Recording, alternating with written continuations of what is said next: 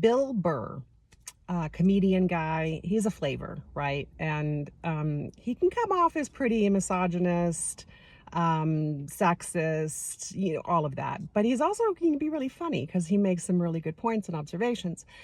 But anyway, it seems that he's having like a midlife awakening, if you will.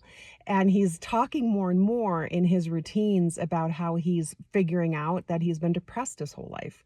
Like, not clinically, but depressed. And it's totally contributed to his cynicism and his general kind of shitty attitude.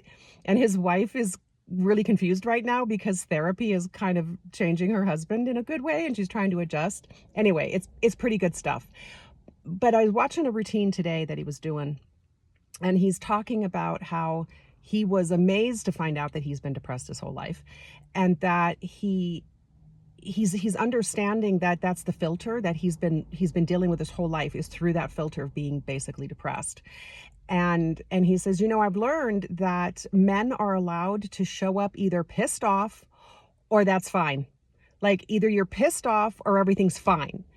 And I just wish that he would have included the very important point that the reason that that's a rule is that men decided that.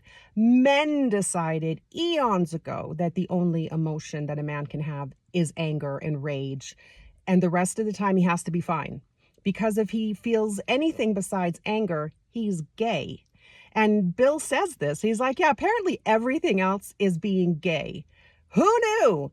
But I wish he would just, again, have been very specific about, by the way, the ladies didn't set it up this way. The ladies want us to have all of our feelings and learn how to express all of our feelings.